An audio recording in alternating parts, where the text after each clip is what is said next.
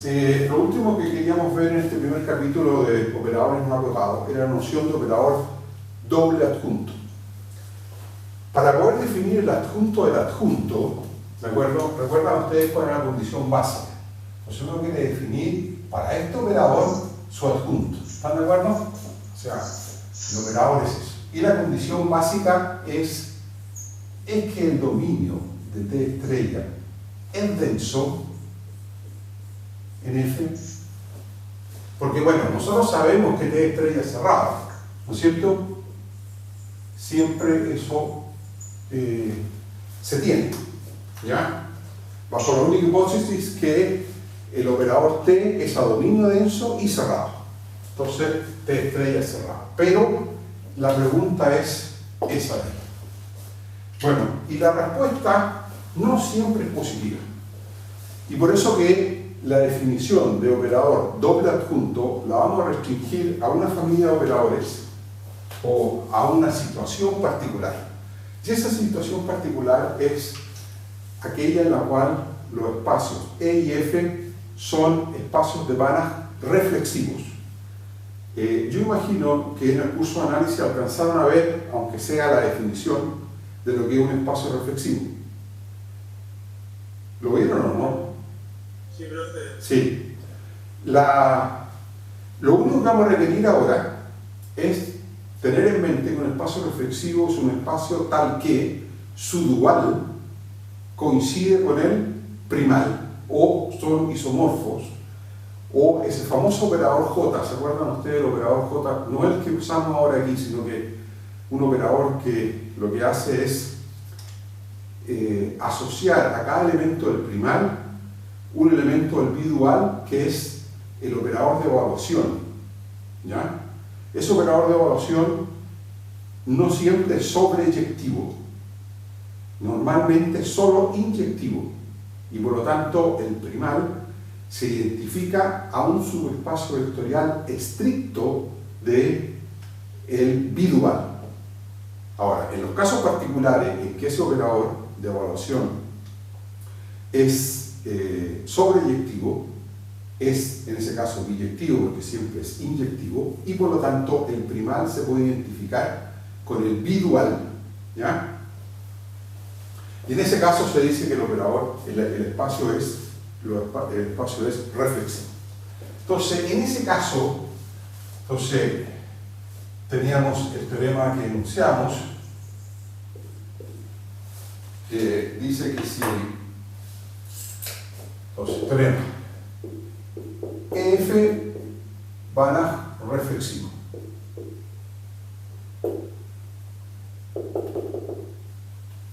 T operador no acotado de NF de dominio denso y T cerrado. Entonces,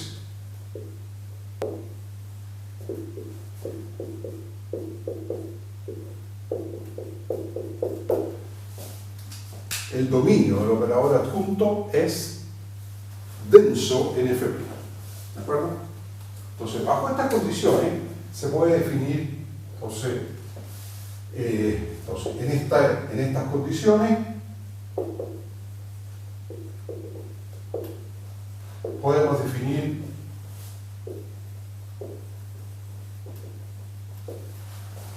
el adjunto del adjunto. Y resulta que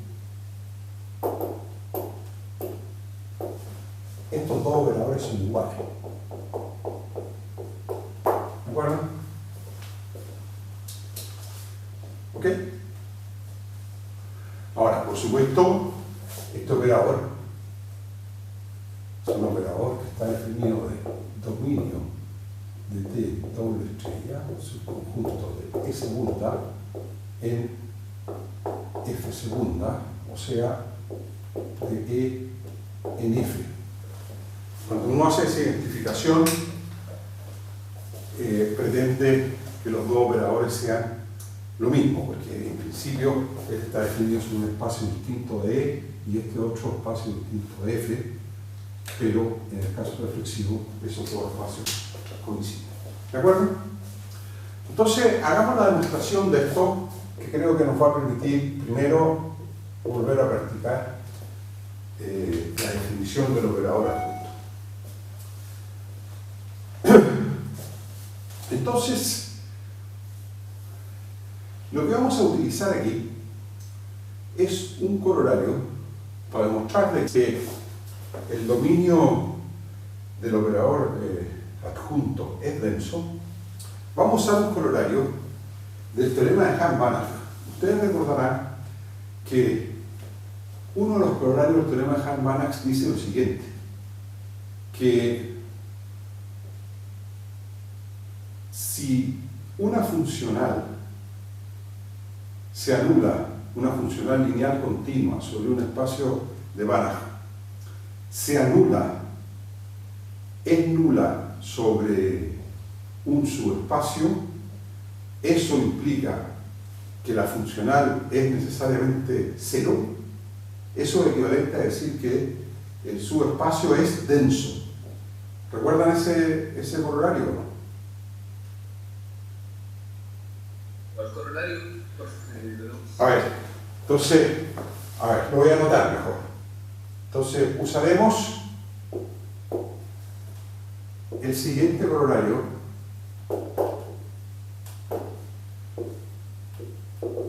de Hahn-Banach, que dice lo siguiente, dice que G subespacio vectorial de un espacio de Banach E,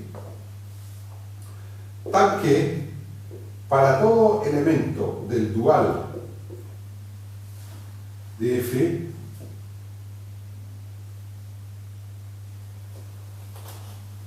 o mejor dicho, si F aplicado a X igual 0 para todo X en E, implica F idénticamente nulo, entonces G, para todo X en G, perdón, entonces G barra igual E. ¿Recuerdan ese corolario o no?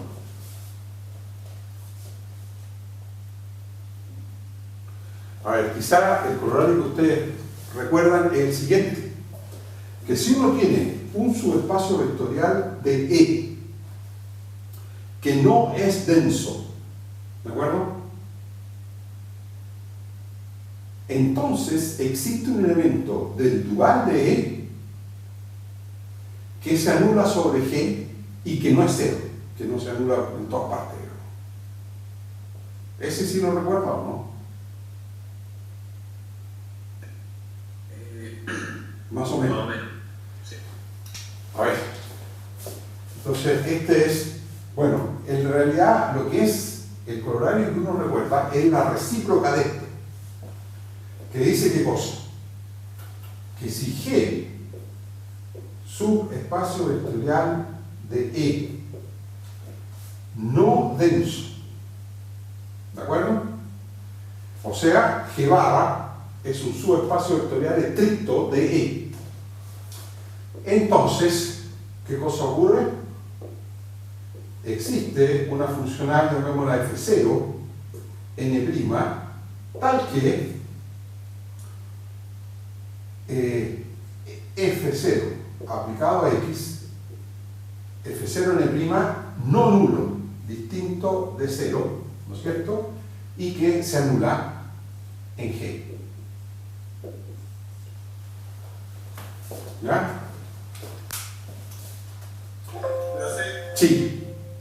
en el otro caso, F también está en el dual de E, o sea, es una lineal continua, ¿no? Claro.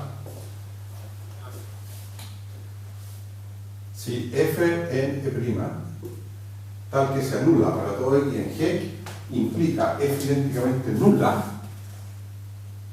entonces G es necesariamente denso.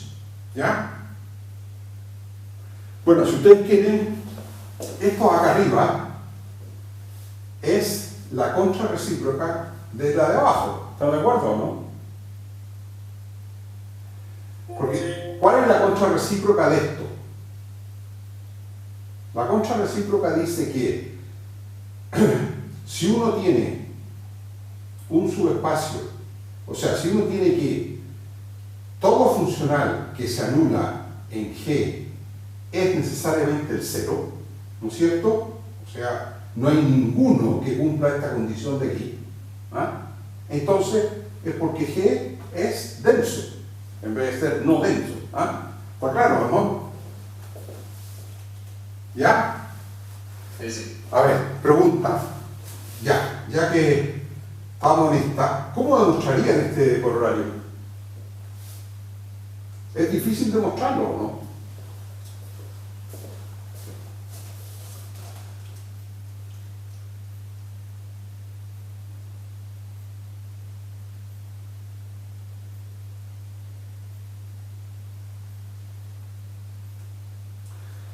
Muy simple, ¿no es cierto?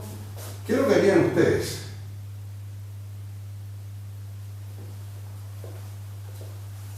Trataría de buscar un punto afuera de G y usar Hambana normal como para poder separarlo. Exactamente, eso es lo único que tienen que hacer.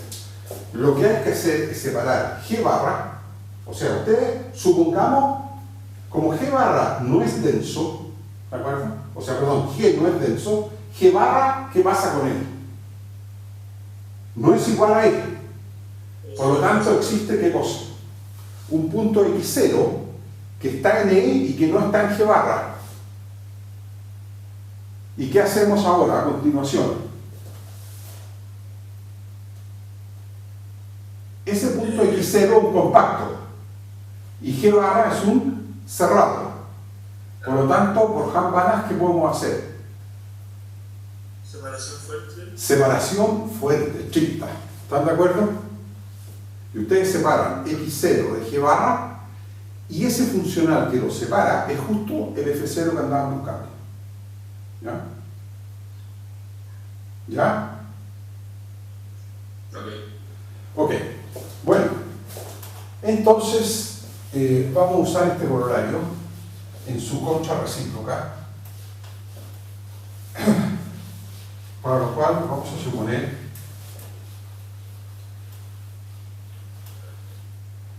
bueno, nosotros tenemos que demostrar que el dominio de estrella es denso. Entonces, si existe, digamos, un phi en ese punta, ¿no es cierto? Tal que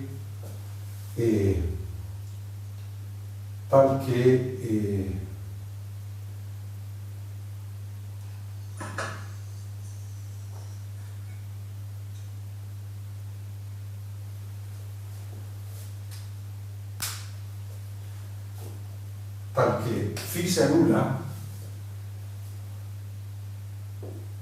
tal que phi aplicado a W es igual a 0,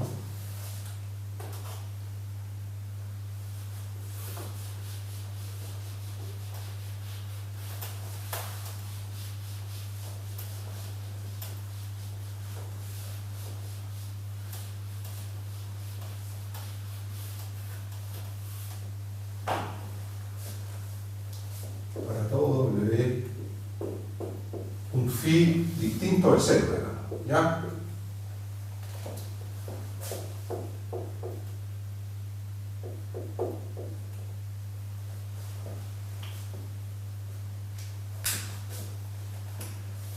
Tenemos que tratar de llegar a qué cosa. Entonces, suponga que exista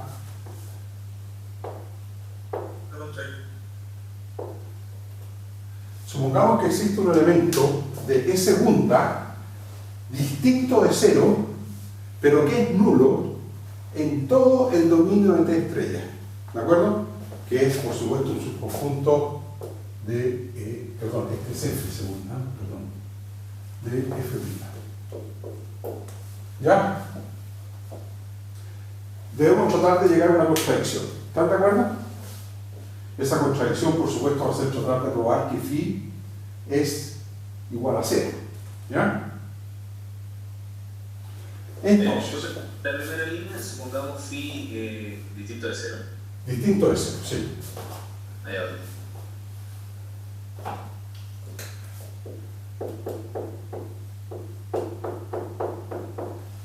Que se anula sobre el dominio de T estrella.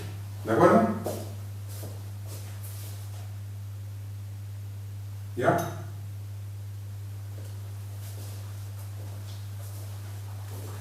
Entonces, lo primero que vamos a hacer es decir lo siguiente.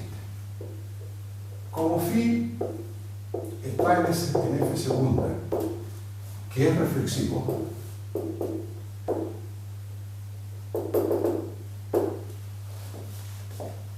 ¿qué cosa ocurre? Existe alguien que podríamos llamar F en I, tal que phi aplicado a W o a B,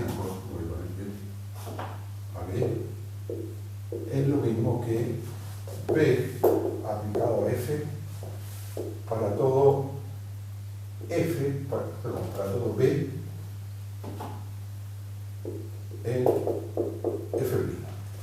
O sea, dicho de otra manera, lo que está ocurriendo es que F, o phi mejor dicho, se puede representar como un elemento dentro de F, ¿no es cierto? Porque F segunda es igual a F en el fondo, ¿de acuerdo? ¿Ya? Entonces está representado por esto.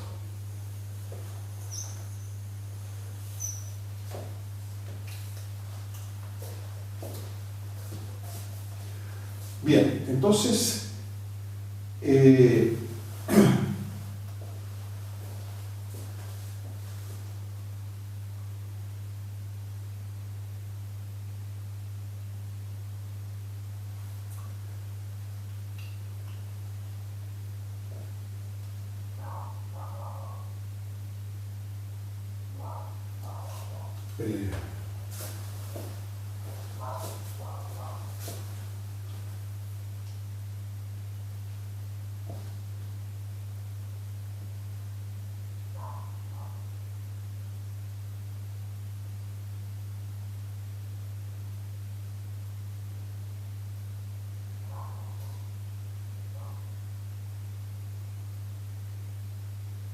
ya. Esta condición, ¿qué nos dice a nosotros sobre phi?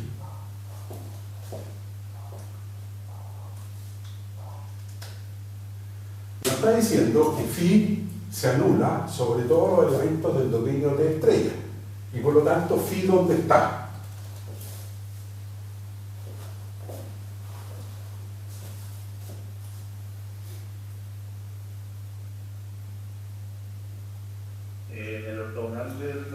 Exactamente.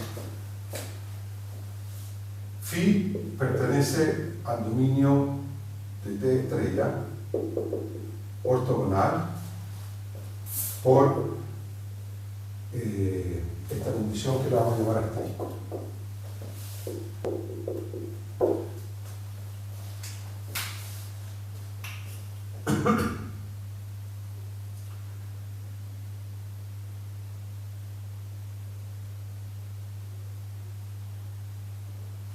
Perdón, no es phi el que está ahí, sino que es F. ¿Están de acuerdo?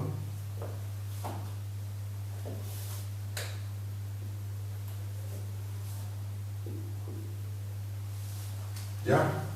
Porque el dominio de T es un subconjunto de F', ¿están de acuerdo?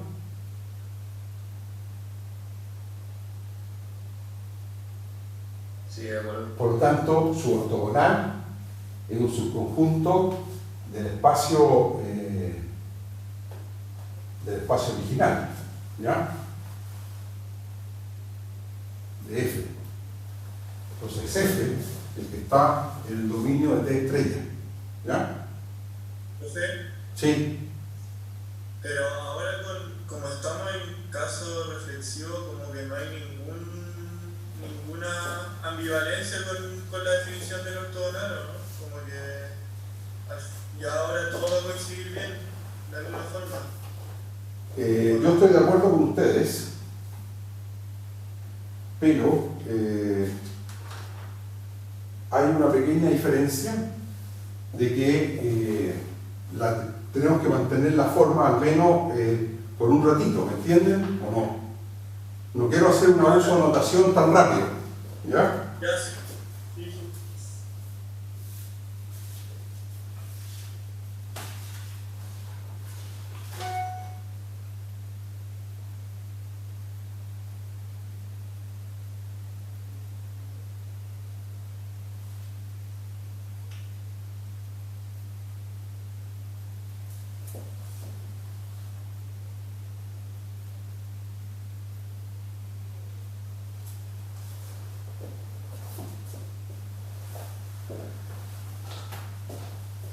Claro, si yo les digo a ustedes aquí, phi está en el dominio T estrella,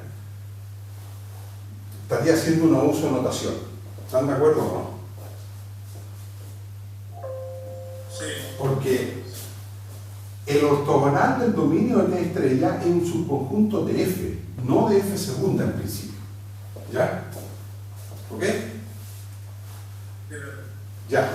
Entonces, F está en el dominio de T estrella ortogonal. Ahora, ¿qué pueden decir del par 0,f? O f,0, mejor dicho.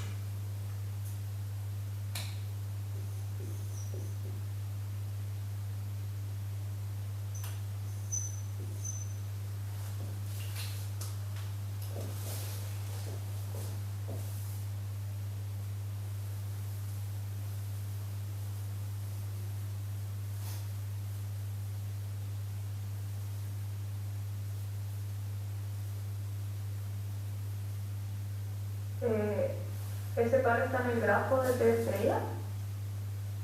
¿O no? Sí, pero es 0,f, perdón. 0,f, ¿qué podemos decir de él? Podemos decir, bueno, el 0 está en el dominio de T estrella, ¿de acuerdo? ¿Ya?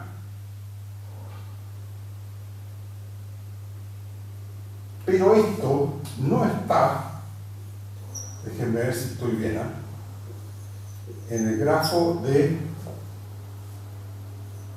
T.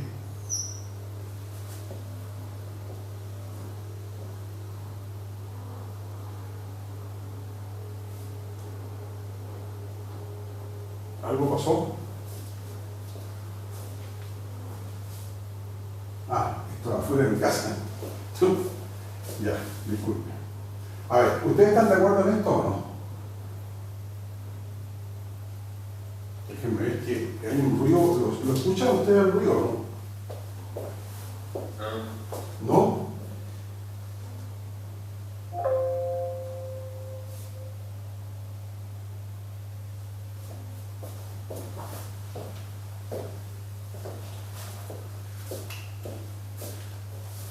A ver. ¿Están de acuerdo que f tiene que ser distinto de 0? Porque phi es distinto de 0 y su representante en f no puede ser 0. ¿Están de acuerdo? Por lo tanto, 0,f, ¿dónde no está? No está en el grafo de t. Porque t de 0, ¿cuánto vale?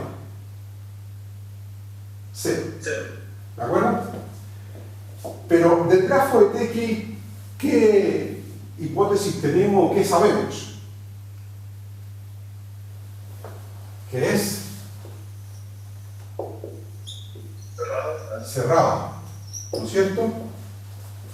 Luego, ¿qué creen ustedes que podemos hacer sin ninguna dificultad? Como este es cerrado y este singulete es compacto, ¿qué podemos hacer de esas dos cosas? Luego Separarlo. podemos exactamente separar estrictamente, además, podemos separar estrictamente el grafo de t del singulete 0,f en el espacio donde estas dos cosas viven, que es E plus F. Luego, existe ¿qué cosa? Existe un par que podríamos llamar Z, W, ¿no es cierto? En el espacio dual, E' plus F', y existe un alfa, número real, tal que, ¿qué ocurre? Tal que Z aplicado a X más W aplicado a T de X es menor que alfa, y esto es menor que Z aplicado a 0 más W aplicado a T de F. ¿Ok? Bueno, no sé si llamarme W, porque se me puede confundir con... Le voy a llamar Y, ¿me parece? Parece que W no es la buena letra. Voy a llamar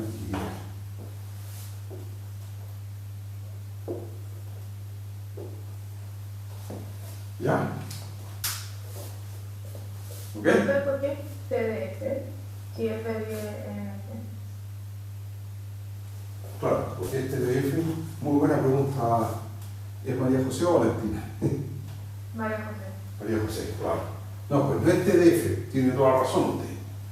Yo me equivoqué, perdón.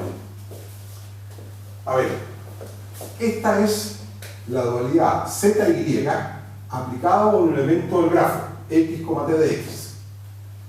Y este es el punto ZY aplicado a 0,f, ¿de acuerdo?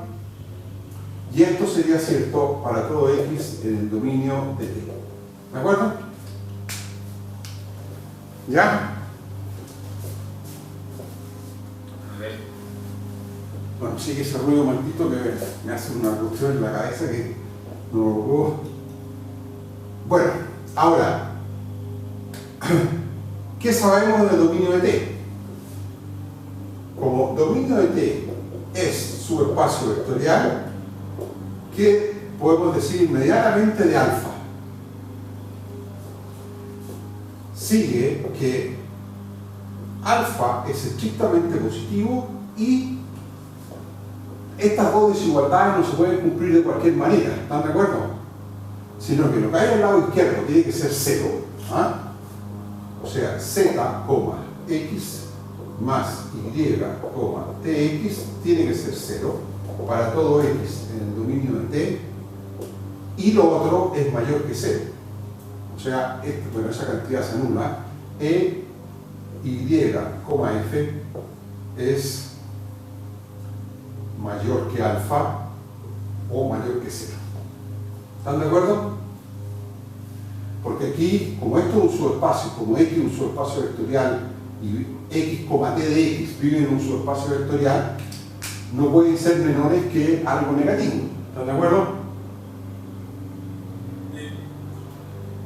Más aún, están obligados a ser igual a 0.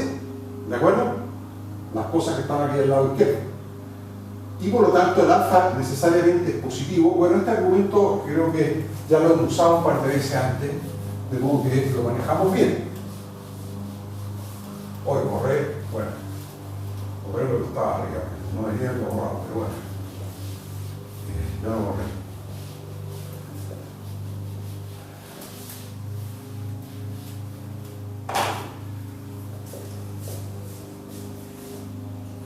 Bueno, ¿qué es lo primero que concluimos aquí?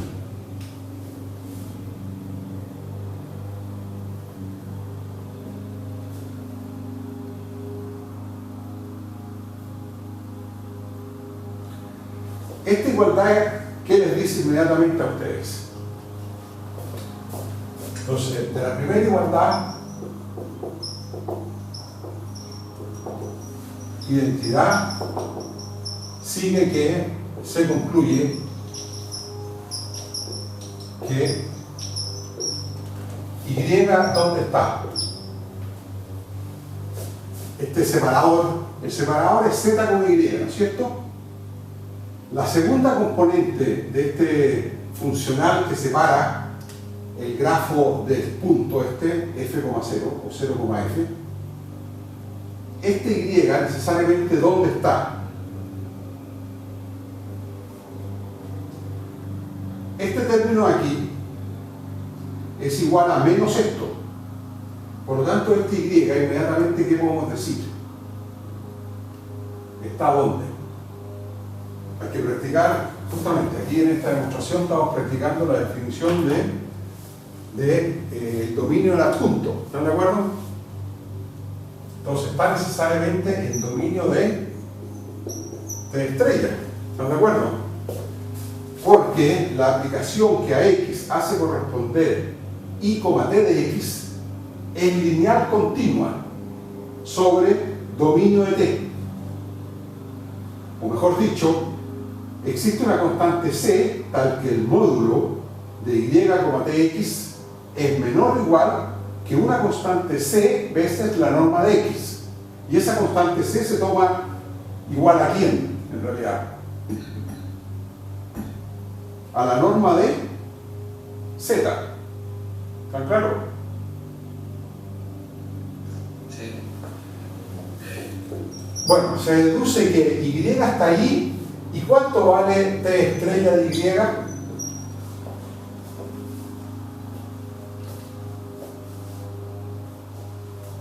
¿Vale? Z. Menos Z. ¿Ah? A ver.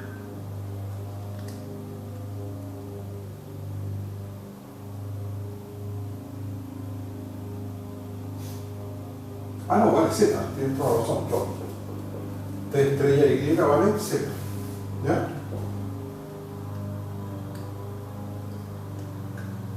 No, creo que está bien con el Z porque la segunda evaluación quedaría con un negativo. Que hay que. Claro, pero tú aplicas la propiedad del operador adjunto. Una vez que sabes que Y está en T, en dominio de T estrella, puedes colocar. Ah, claro, tienes toda razón. Es menos Z, claro, sí, perfecto. Menos Z. ¿Están de acuerdo? Porque quería T estrella de Y aplicado a X, ¿no es cierto? Es igual a menos Z aplicado a X. Y por lo tanto, T estrella de X vale menos Z. ¿Estamos de acuerdo? Pero eso no lo necesitamos en realidad. Lo único que necesitamos es que de aquí se concluye que Y está en el dominio de T estrella. Y como Y aplicado a F es mayor que 0, esto contradice que, bueno, ¿se acuerdan ustedes? Phi W era igual a qué cosa? A W F para todo W en el dominio de T estrella cuando igual a 0, ¿no es cierto? Cuando ponemos, ¿qué cosa? W igual Y, lo cual se puede hacer, ¿por qué razón? Porque Y es un elemento del dominio de T estrella. ¿Ok?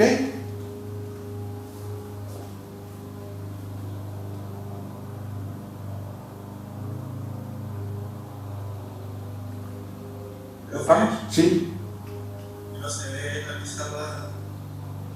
No se ve bien. No. Bueno. Ahora se ve bien. Ah, estaba tapándola yo, claro, perdón. Ya. ¿Está claro o no? Que Y aplicado a F sea estrictamente mayor que 0 es una contradicción con que omega F era igual a 0 para todo omega en el dominio de T estrella. Porque F, ¿qué cosa es? es el representante de este phi, ¿de acuerdo? Y por lo tanto, phi aplicado a un omega cualquiera es lo mismo. Este omega puede ser cualquiera en f', no necesariamente en el dominio de T estrella. Omega aplicado a f es lo mismo que omega, o phi aplicado a omega es lo mismo que omega aplicado a f, porque f lo estamos tomando en f mayúscula, ¿de acuerdo? Es el representante de phi. ¿Ya? ¿Está claro o no? Bien, entonces probemos ahora que T igual a T doble estrella. Entonces, para demostrar que T igual a T doble estrella, la situación es más o menos... Sí, dígame. Con toda esta demostración demostramos que al final el dominio de la estrella es... O sea, llegamos a una contradicción, porque nosotros partimos de qué base. A ver, estamos usando el corolario del teorema de Hammurabi, ¿de acuerdo? Entonces, nosotros supusimos que existe un phi. A ver, revisemos la demostración en palabras. Supusimos que existe un phi en f segunda que era nulo sobre el dominio de T estrella, un phi distinto de 0 que era nulo sobre el dominio de T estrella. ¿De acuerdo? Eso solo es posible gracias al corolario del teorema de Hammurabi si es que, ¿qué cosa? Dominio de T estrella no es denso por el corolario. ¿De acuerdo? Entonces, si uno supone que existe un phi distinto de 0 que se anula sobre el dominio de T estrella, pero que no es 0, ¿de acuerdo? Entonces está suponiendo en el fondo, por contradicción, de que el dominio de T estrella no es denso. Y vamos a tratar de llegar a una contradicción. Entonces, lo primero que hacemos es representar este phi por un elemento en f. Este phi en principio está ¿dónde? Ese phi que supusimos por absurdo está en f. Lo primero que hacemos es representar phi por f. ¿De acuerdo? Bueno, eso es algo que uno normalmente puede saltarse y hacer abuso de notación y decir, como alguien sugirió por ahí, decir inmediatamente como f segunda, como f reflexivo, f segunda igual a f y por lo tanto phi está en f. Ya, podríamos haber hecho esa, ¿cómo se llama? Ese abuso de notación. ¿Está claro? Pero como vamos despacio, no queremos hacerlo inmediatamente. ¿Ya? Conclusión, decimos qué cosa. Sea un f en f que representa a phi. ¿Qué significa que represente a phi? Significa que phi aplicado a omega es lo mismo que omega aplicado a f. ¿Para qué omegas? Para todo omega en el dual de f. ¿De acuerdo? ¿Ya?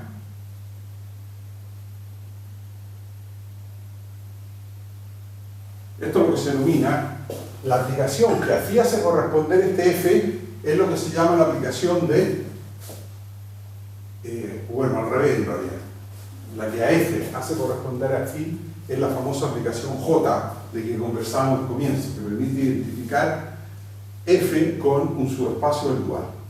Pero en este caso es con todo el dual. Bueno, y ahora la idea es tratar de llegar a una contradicción probando que este f es 0 o que este phi es 0. ¿De acuerdo? Esa fue la demostración. Y para hacer eso hay que separar el punto 0,f del grafo de t. ¿De acuerdo? Se separa este signo de t, 0,f se separa de grafo de t. ¿Ya? Bueno, probemos ahora que t igual a doble. Entonces, para ello vamos a demostrar que los grafos son iguales. Entonces, probemos ahora que esto, probando que grafo de t igual, bueno, salvo identificación, es el grafo de T doble T.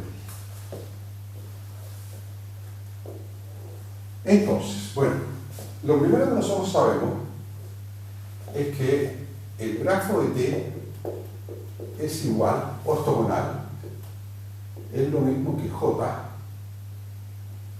del grafo de T estrella. ¿Recuerdan?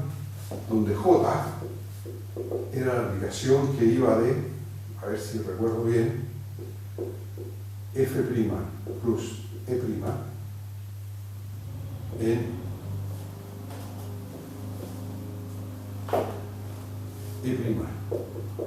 plus F' y que tomaba a un Y, F y le hacía responder menos F, Y. ¿Se acuerdan de eso o no? Y en segundo lugar, el grafo de T estrella ortogonal será igual a qué cosa? A un J tilde del grafo de T doble estrella. ¿No es cierto?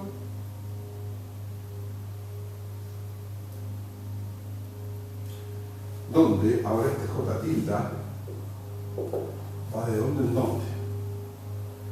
Este J tilde va a ir de E segunda plus F n, F segunda plus E segunda, y toma un Z, H y me hace corresponder menos H, Z.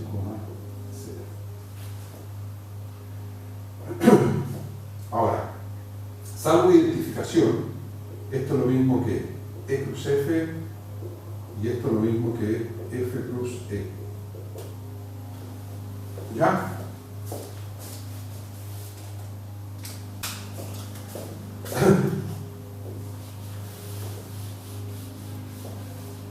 Bueno, y ahora usemos que tanto J como J tilde son biyectivas, aplicaciones prácticamente de identidad o, digamos, transponen con un signo menos, o sea que estos son completamente biyectivas, son biyectivas. Y entonces comencemos despejando el grafo de T estrella, T doble estrella de ahí, ¿y qué nos queda? Grafo de T doble estrella, ¿no es cierto? Va a ser igual a J tilde a la menos 1 de esta cantidad, que es el grafo de T estrella ortogonal, ¿no es cierto? Pero el grafo de T estrella ortogonal lo podemos volver a despejar de esa relación que está ahí, y podemos decir que es J a la menos 1 del grafo de T ortogonal,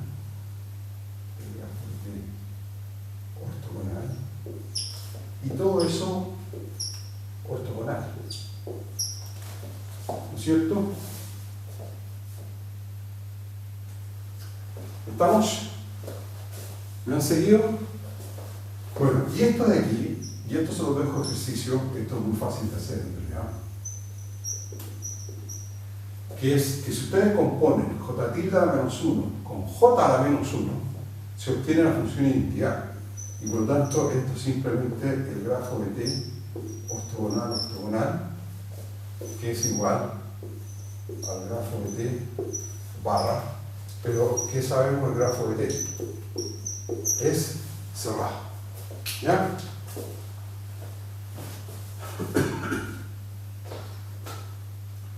Estamos. ¿A qué se puede componer las dos funciones? Porque ni siquiera caen en el mismo espacio.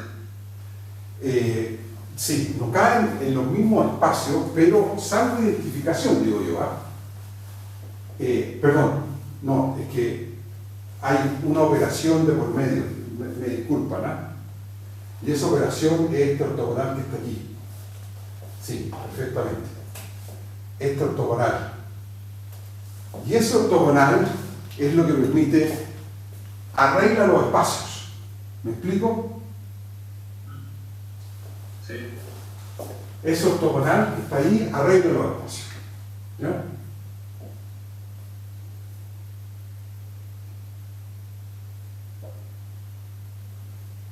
Bueno, esta es una relación algebraica, porque esto lo pueden hacer no solo para el grafo de T, sino que lo hacen con conjunto A cualquiera, ¿no? Ya que adentro ni siquiera necesitan colocar el ortogonal, sino que ponen un A aquí. Lo que sí hay que conservar es ese ortogonal de ahí, que es importante. ¿Ya? O sea, el ejercicio es probar que J tilde a la menos 1 de J a la menos 1 de un conjunto A ortogonal, y eso ortogonal es el conjunto. Hay que hacerlo, sí, no, perdón. Hay que hacerlo con los gráficos, claro. No, es A ortogonal, ortogonal. Esa es la. Es A ortogonal, digamos. Ese es el ejercicio. O sea, el ejercicio es probar que algebraicamente que esto a la menos 1 de J a la menos 1 de un H y todo eso ortogonal es H ortogonal. Ese es el ejercicio. ¿Ya? ¿Profe? Sí. ¿Por qué tomó en rigor aquí los J a la menos 1? Igual uno podría haber hecho como un esquema de demostración de la misma forma, pero ocupando los J, o sea, lícitamente los J nomás, y notando que el grafo de T va a ser cerrado con la misma observación que hizo ahí. Ya. Puede ser, yo no digo que esta sea la demostración única, ¿eh? Sí, podría ser. O sea, tú podrías tomar ortogonal acá, ¿ya? Claro, eso es lo que... Claro, tomar ortogonal aquí, cerrar esto y tomar J tilde a la menos 1. ¿Ah? Esos. Claro. Sí. Sí, perfecto. Claro, es la misma demostración, o es muy parecida, digamos, casi igual. ¿Ah? Sí, estoy 100% de acuerdo contigo. ¿Ah? Le preguntaba por si había una dificultad de algún tipo, no sé. No, es lo mismo, yo creo que es lo mismo. O sea, bueno, igual hay que demostrar este pequeño ejercicio que está aquí con una cuestión algebraica simple, digamos. ¿Ah? Sí. ¿Ya? Pero ahí uno se salta los menos unos, quizás a veces es mejor así. Sí, el menos 1 da un poco de miedo, sí, efectivamente, pero mira, la función J es tan simple que J a la menos 1 no cuesta nada calcularla, ¿de acuerdo? Porque lo único que hace J es invertir y colocar un signo menos. Entonces el J a la menos 1 tiene que hacer lo mismo, volver a invertir y volver a colocar un signo menos, pero en la otra componente, y se acabó. Sí, sí. O sea que el J menos 1 es tan explícito como J y tan simple como J. ¿Ok? Sí, gracias. Bueno, con esto quiero que terminemos. Y bueno, les subí una lista de ejercicios, la lista de ejercicio número 4, que trae una primera hoja que es lo que hemos llamado lista de ejercicio número 4 preliminar. ¿Ya? Ese ejercicio preliminar es un ejercicio muy interesante porque introduce la noción de extensión de un operador no acotado. Y yo lo conversé con Eduardo, el profesor auxiliar, y en la clase de mañana les va a resolver este problema. No sé si todos los puntos, porque son varios puntos y muchos de ellos son relativamente simples, y va a permitir demostrar el resultado final de esto, que es probar que en realidad el operador doble adjunto es lo que se denomina una prolongación cerrada. Es la prolongación cerrada más pequeña, cerrada porque es cerrado, más pequeña del operador T. ¿Ya?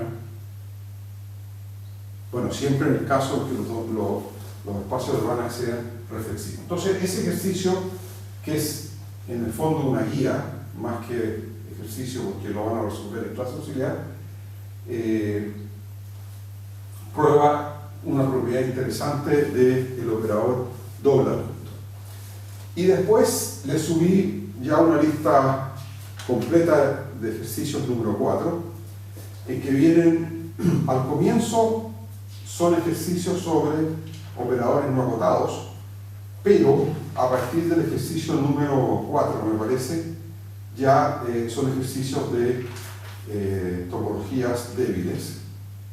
No, más adelante parece ejercicio. No, estoy revisando aquí. No, parece que son todos ejercicios.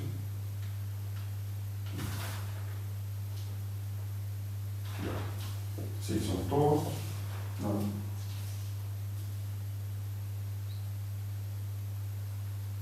No, sí, ya en el ejercicio 4 hay cosas de topologías débiles, sí.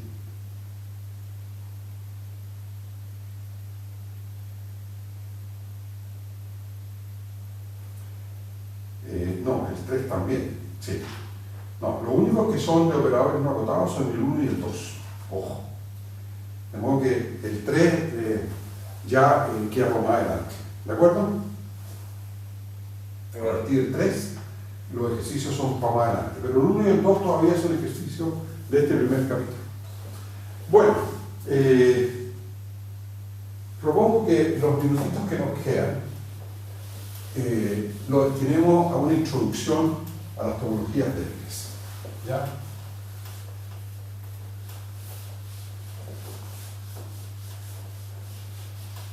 Entonces, lo único que voy a hacer ahora es motivar el problema. Entonces, esto lo podríamos llamar capítulo, no sé si es capítulo 2 o 3, sí. Número 2, llamémoslo 2, porque primero puede haber sido un capítulo de repaso de análisis funcional, capítulo 2, topología débil.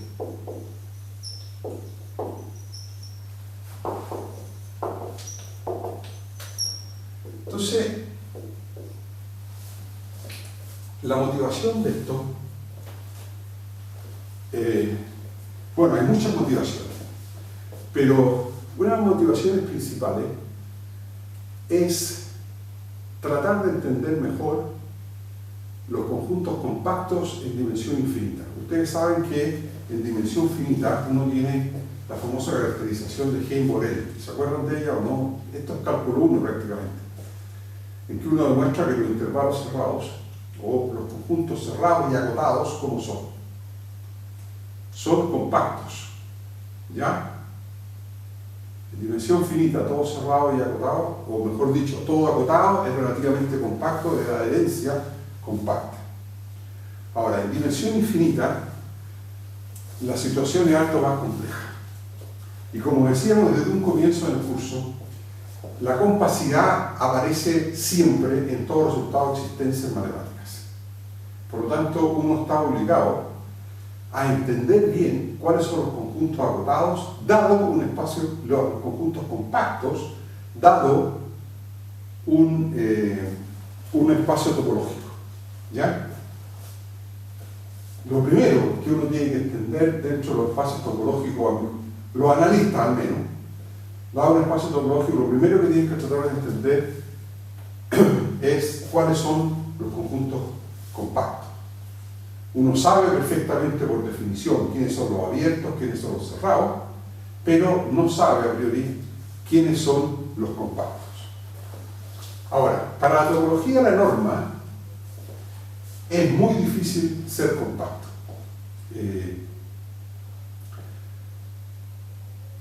Los compactos son conjuntos muy pequeños. Estamos hablando de singuletes, cosas que viven en dimensión finita, cerradas, ¿de acuerdo? O sea, cosas que realmente no tienen mucho interés en dimensión infinita, ¿ya? Entonces, la idea de las topologías débiles es tratar de mirar, uno se centra en la topología de la norma, o sea, los abiertos de la métrica inducida por la norma, o sea, la topología de las bolas abiertas, y a esa topología, como tiene muchos abiertos, resulta ser muy difícil ser compacto ahí.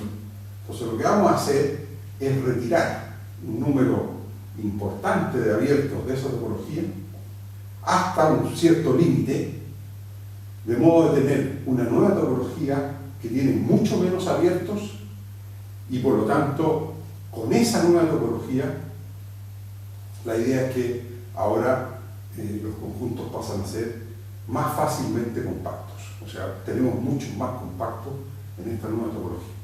Ahora, la idea es retirar tantos abiertos como sea posible, pero sin distorsionar demasiado o, ¿cómo decirlo?, sin distorsionar completamente la cualidad de ser espacio vectorial normado con una norma que define una topología. Y lo que vamos a hacer es que vamos a retirar abiertos hasta el momento en que alguna funcional lineal continua, el dual, deje de ser continua. Entonces, vamos a retirar abiertos, pero teniendo cuidado de mantener el dual tal cual, sin que cambie. ¿Está claro? Bueno, entonces, como preliminar, nos vamos a proponer el siguiente problema. Sea X un conjunto cualquiera, ni siquiera espacio topológico, ¿eh? Conjunto, ¿no? Un conjunto E, este sí, Y como tau sub Y, un espacio topológico. Topología tau sub Y, ¿de acuerdo? Y nos vamos a dar una familia I en I, una familia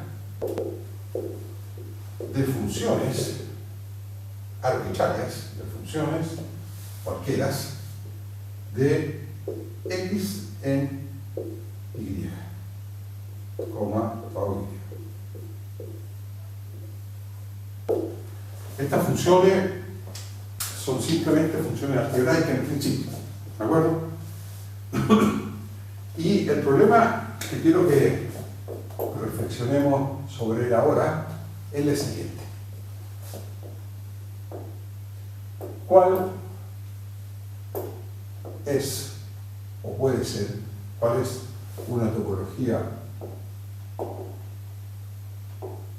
en X que haga continuas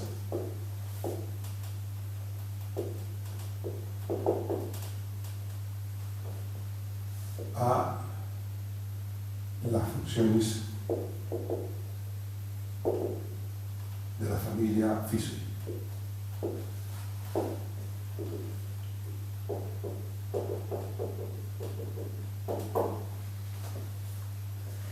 Bueno, en realidad son dos preguntas. Y ¿cuál sería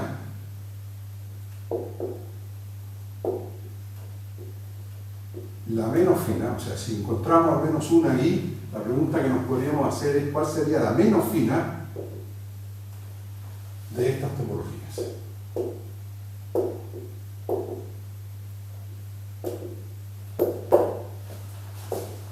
¿Está claro el problema? Nosotros partimos de un espacio que es simplemente un conjunto y consideramos familias de funciones de ese conjunto en un espacio topológico. Y nos preguntamos qué topología habría que poner en el espacio X para que todos los elementos de esta familia de funciones sean continuas. ¿Ya? Bueno, ese problema se responde trivialmente diciendo qué cosa, qué topología podríamos colocar. Entonces, a esta pregunta, la de las partes, claro. Entonces, poniendo en X la topología partes de X, todas las φ son obviamente continuas. ¿Están de acuerdo? Todas las φ son continuas. Bueno, o sea, esto no es una pregunta difícil. Lo que es un poquito más rebuscado es, bueno, esa topología que es demasiado poco fina, ¿no es cierto? Es muy gruesa. La idea es que se puede refinar. ¿Estamos de acuerdo? Y la pregunta es, ¿cómo encontramos una que haga continua a todos los φ y que sea la menos fina, ¿no es cierto?, que deja continua a todos los φ? O sea, dicho de otro modo, ¿cuál es la topología más pequeña que si uno le sacara un solo abierto a esa topología, inmediatamente habría alguna la φ sub i que deja de ser continua? ¿Está claro?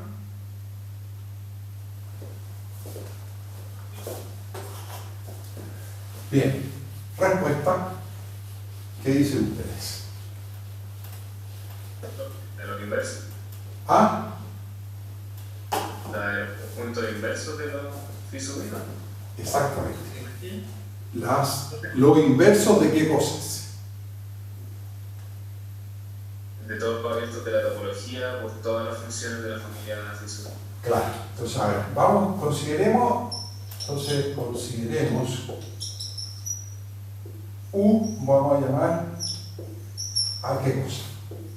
Todos los φ sub i de omega menos 1, como tú bien dices, tales que I está en I y omega es un elemento, es un abierto en Y. ¿Ya? Entonces vamos a considerar la familia de todos esos subconjuntos de las partes de X. Bueno, la parte de X es mucho más grande que X, ¿de acuerdo? En general. Pero vamos a considerar todas estas primas. Ahora, este U, que lo voy a llamar más bien gótico, este U, en principio, ¿qué cosa no tiene por qué ser? Y esto no es necesariamente. Claro, esto de aquí no es necesariamente una topología, ¿de acuerdo? Ahora, U no necesariamente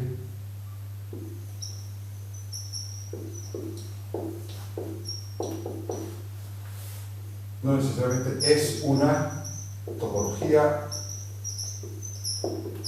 en X. Entonces, ¿cuál creen ustedes que sería la topología menos fina que deja continua los φ sub i? Topología engendrada por U. Claro, engendrada por U, exactamente. Esta sería, entre comillas, la base de abiertos de esa topología. ¿Está claro? Entonces, voy a decir, es claro que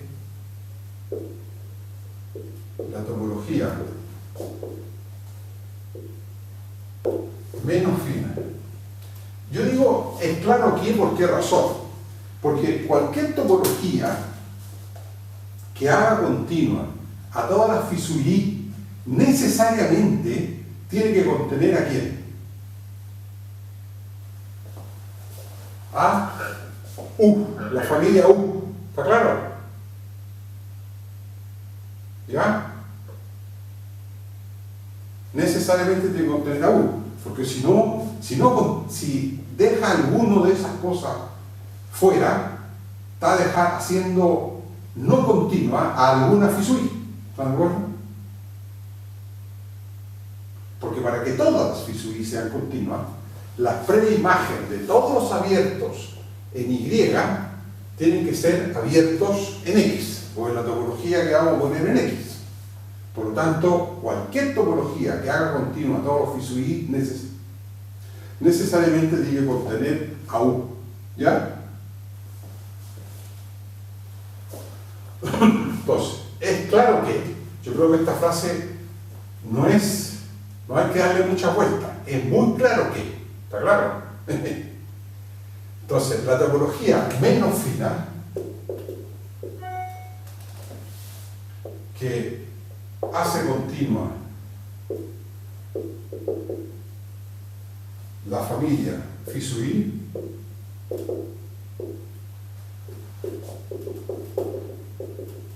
es, llamémosla sigma x igual a qué cosa,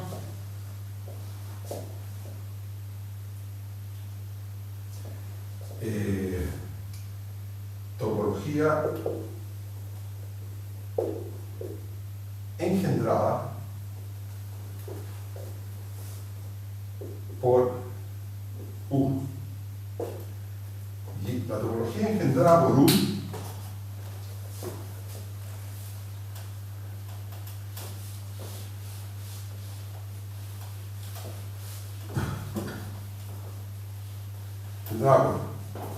si notamos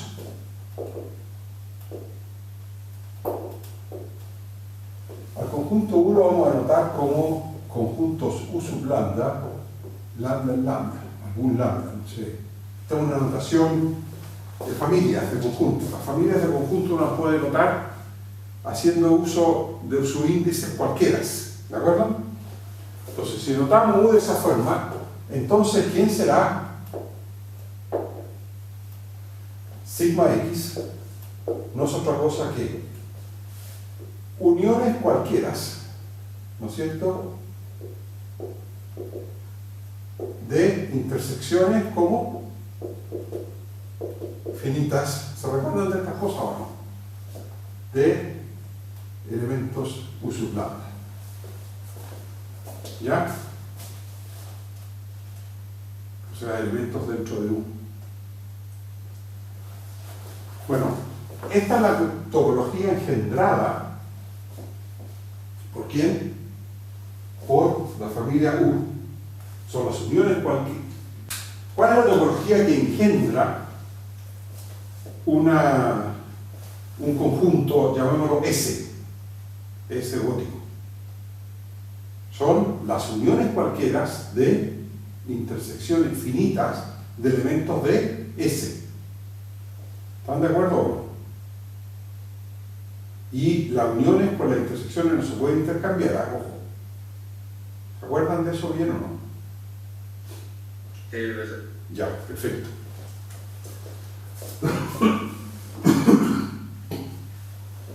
Entonces, uniones cualquiera de intersecciones finitas de elementos. O bien, esta también coincide con quién.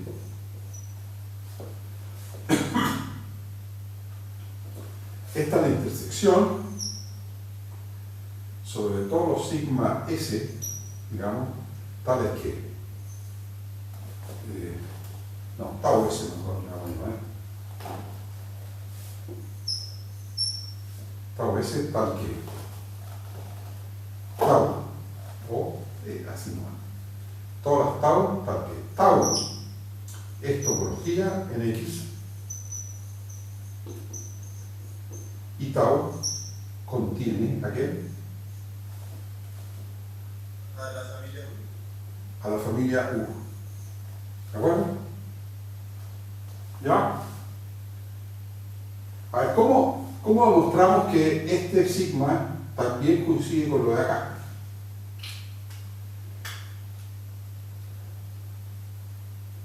Si quieren, llamémoslo, por un momento lo llamamos sigma tilde. ¿De acuerdo? Y probemos por demostrar sigma X es lo mismo que sigma tilde X. ¿Ok? ¿Ya? A ver, ¿qué desigualdad es trivial?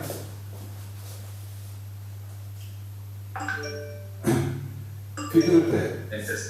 Sigma X, sigma X tilde, claro, sigma X tilde es obviamente un subconjunto de sigma X, como tú bien dices. ¿Por qué razón? Porque sigma X es una topología, ¿está claro? Contiene U, por lo tanto es una de estas tau, ¿ya? Sigma tilde X es la intersección de todas esas tau,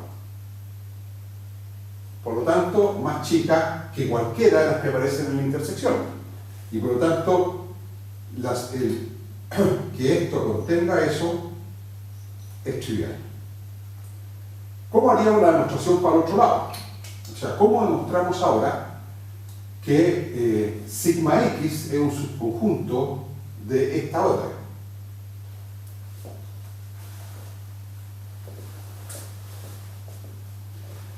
Bueno, esta topología, ¿qué podemos decir de ella? Primero, es topología y en segundo lugar, contiene a U. ¿Está claro? Si contiene a U, contiene a quiénes? A todas las posibles intersecciones finitas de elementos de U. ¿Ya? Y si contiene a todas las intersecciones finitas de elementos de U, también tiene que contener a quién? A las uniones cualquiera de elementos de U. ¿Está claro?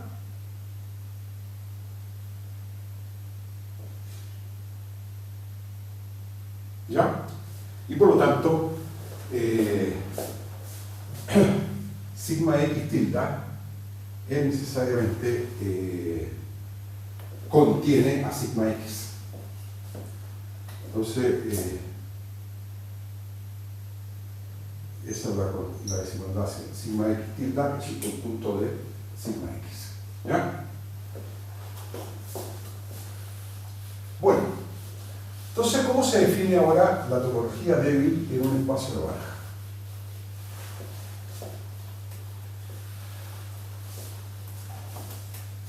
Ahora, pregunta, ¿quién es una base de vecindades de un punto X en X para esta topología?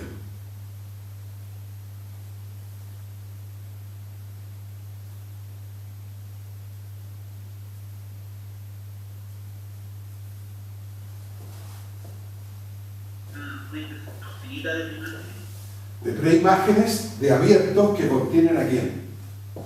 A phi sub i de X.